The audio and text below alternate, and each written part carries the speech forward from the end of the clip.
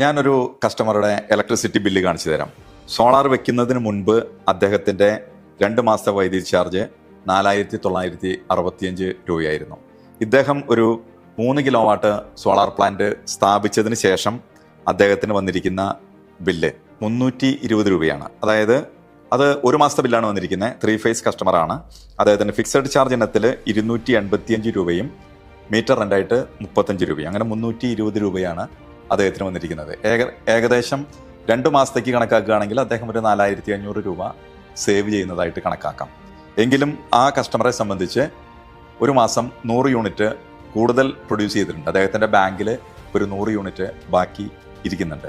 അപ്പോൾ അതുകൂടി ഉപയോഗിക്കാനായിട്ട് നോക്കുകയാണെങ്കിൽ, ഇപ്പോൾ ഗ്യാസ് സേവ് ചെയ്തുകൊണ്ട് ഒരു ഇൻഡക്ഷൻ കുക്കറോ അങ്ങനെ ഉപയോഗിക്കാൻ നോക്കുകയാണെങ്കിൽ ഈ പ്രോജക്റ്റിന് വേണ്ടി 1.25 ലക്ഷം രൂപയാണ് അദ്ദേഹം മുടക്കിയിരിക്കുന്നത്. ഇത് ഈ ഉൽപ്പാദിപ്പിക്കുന്ന വൈദ്യുതി മുഴുവനായിട്ട് ഉപയോഗിക്കുകയാണെങ്കിൽ അദ്ദേഹത്തിന് 3.5 വർഷം കൊണ്ട് ഈ പണം തിരികെ എടുക്കാൻ സാധിക്കും. ഇപ്പോഴത്തെ നിലയ്ക്കാണെങ്കിൽ അദ്ദേഹത്തിന് 5 വർഷം എടുക്കും ഈ പണം തിരികെ ലഭിക്കാനായിട്ട്. സോളാർ ഇൻസ്റ്റാൾ ചെയ്തതിന് ശേഷം ഇദ്ദേഹത്തിന് വന്നിരിക്കുന്ന ബില്ലിലെ എമൗണ്ട് 320 ആണെങ്കിലും അതിൽ എനർജി ചാർജ് 0 ആണ്. മീറ്റർ റെൻറ്റും ഫിക്സഡ് ചാർജുമാണ് വന്നിരിക്കുന്നത്. എനർജി ചാർജ് 0 ബില്ലിങ്ങിലാണ് വന്നിരിക്കുന്നത്.